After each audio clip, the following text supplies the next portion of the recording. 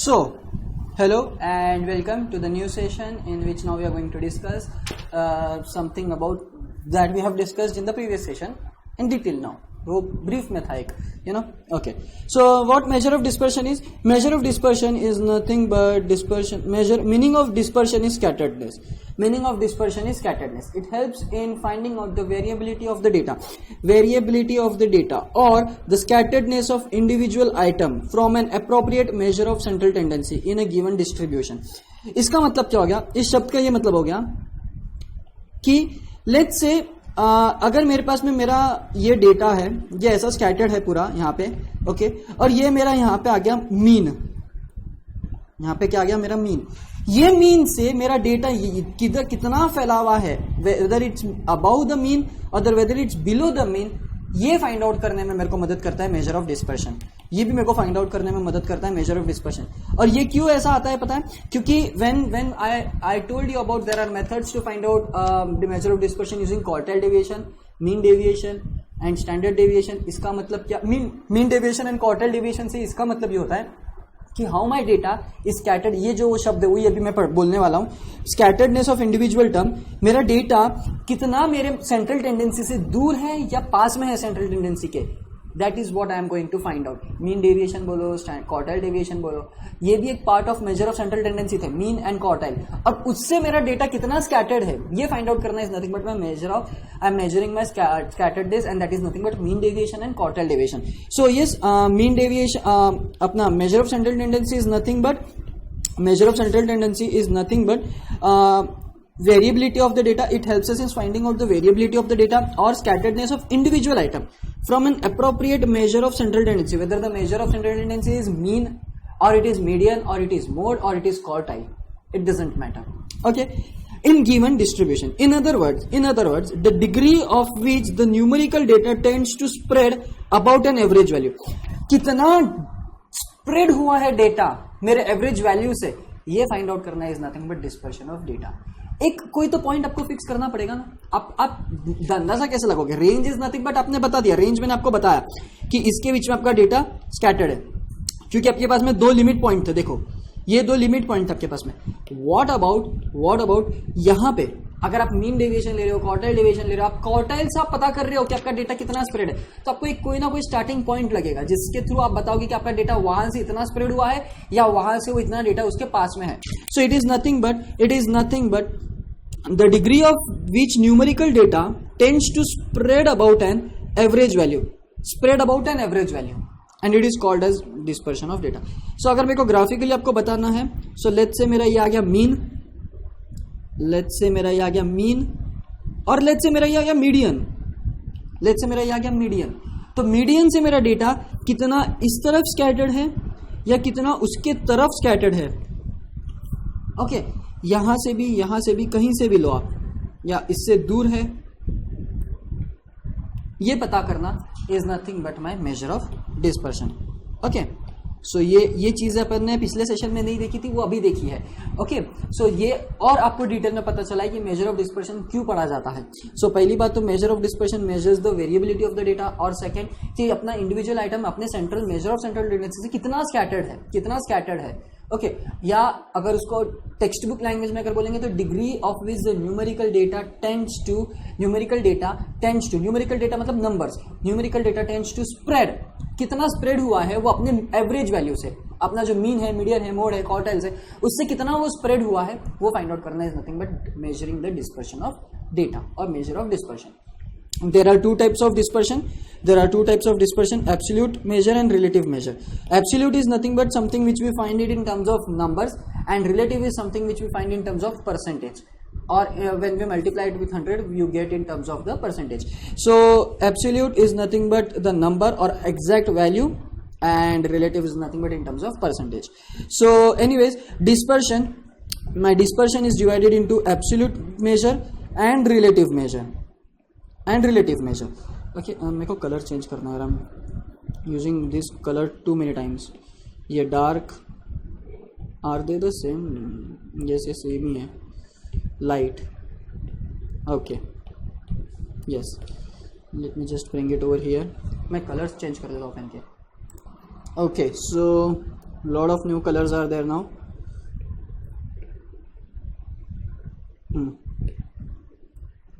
Yes, so now measure of dispersion, my measure of dispersion has the two different types, absolute and relative. Okay, now there are further many types of absolute, and which includes that first is range. You have to find out the range of a series of individual data, or a continuous series or discrete series. Then it comes, then there is a quartile deviation, then is mean deviation, and then there is a standard deviation. It is one of the most important topics that you will have to understand, because standard deviation is something which you will CA students के लिए that you will also study in further years, in your studies, that is while you're studying IPCC intermediate, or I guess final also.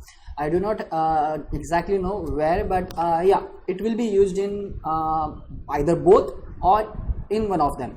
Okay, I do not know exactly which, but it is being used, and the formula remains the same, the concept remains the same, just that calculation का थोड़ा variation होगा, क्योंकि तब theory paper आ जाएगा तो आपको थोड़ा अलग सॉल्व करना पड़ेगा.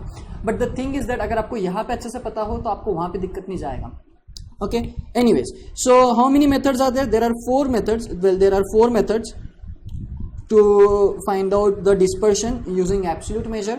And again, for all these 4 methods, there is a relative measure for this absolute measure, that is coefficient of range, coefficient of quartile for each and this. Now further अब आगे से मैं स्टडीज में MD QD और SD read करूंगा, MD QD SD read करूंगा. It means that quartile deviation, standard deviation and mean deviation.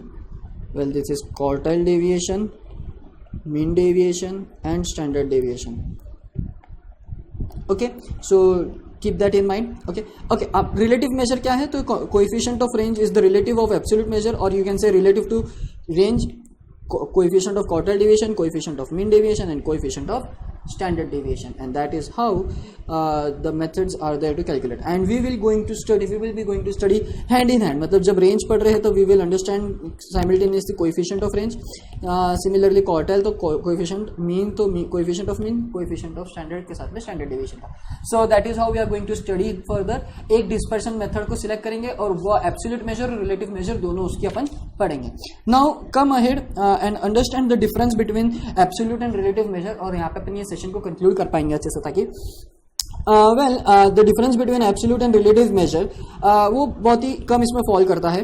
Well, absolute अगर रहेगा, एब्सोल्यूट है और यहाँ पे मेरा रिलेटिव है. ओके, सो एब्सोल्यूट में उन्होंने बोला है dependent of unit variable. Absolute में yes, it is dependent on unit of variable के यूनिट को डिपेंड करेगा, क्योंकि basically we are calculating it. और रिलेटिव में it is no sense, because relative में मैंने बोला कि इन टर्म्स ऑफ परसेंटेज होता है, तो इट डजंट अफेक्ट मी कि उसका यूनिट क्या है, क्योंकि मैंने जब यहाँ पे ये कैलकुलेट कर लिया, if I convert this into percentage I will get the relative. So मेरे को डिपेंडेंसी ऑफ यूनिट यहाँ पे लगती नहीं है. Okay, now moving ahead, difficulty. It is easy to calculate whereas it is hard to calculate this. आपको अभी ये सुनने में इजी लग रहा है कि परसेंटेज में कन्वर्ट कर रहा हूं मैं, but it is hard when you do not have absolute measure and directly you have to calculate the relative measure. In such case it is really hard, so do not consider that कि percentage ही निकालना तो easy है. और purpose क्या होता है? So main purpose तो अपने को यहाँ पे इसलिए नहीं लिखा है क्योंकि यहाँ का तो मेन पर्पस अपने को पता ही है. क्या है मेन पर्पस एब्सोल्यूट मेजर का? ये the degree of which the numerical data tends to spread about an average value. ये हो गया मेरा पर्पस एब्सोल्यूट मेजर का. लेकिन मेरा रिलेटिव मेजर का क्या है? That is important. Relative measure का है कंपैरिजन बिटवीन 2 और मोर सीरीज, कंपैरिजन बिटवीन 2 और more series with varying size से, या तो नंबर ऑफ आइटम से, या तो सेंट्रल वैल्यू और यूनिट ऑफ कैलकुलेशन से. इसलिए ये हार्ड हो जाता है थोड़ा, क्योंकि there are many ways to compare things, और हर एक में थोड़ा ना थोड़ा कंपैरिजन अलग होता आता है, वैल्यूज अलग आती है. So that is why relative measure is bit hard to calculate as compared to absolute measure, क्योंकि वो डायरेक्टली एक ही न्यूमेरिकल वैल्यू देता है एंड एक फॉर्मूला पे बेस होकर खत्म हो जाता है. रिलेटिव में you measure the quantities between 2 series. और क्या होता है मेजर? क्या होता है?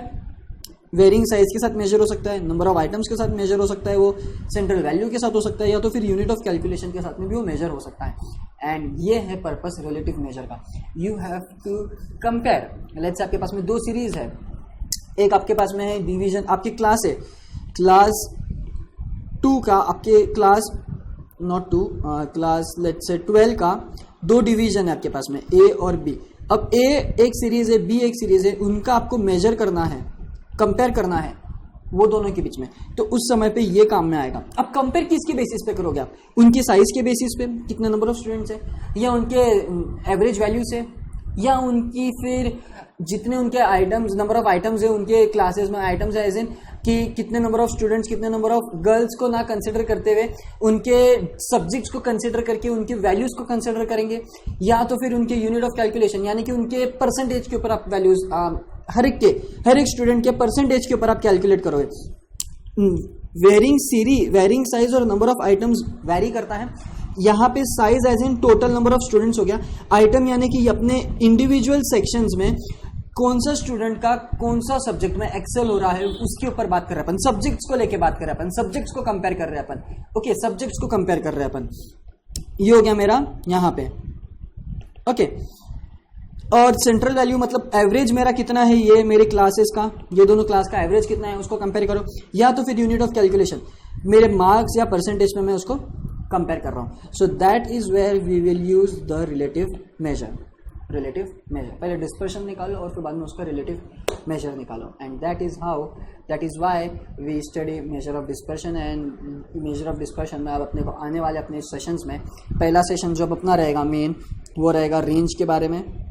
Next session will be quartile, mean and standard deviation. Okay, so in next session we will move on with the range. So that's it from me guys, thank you.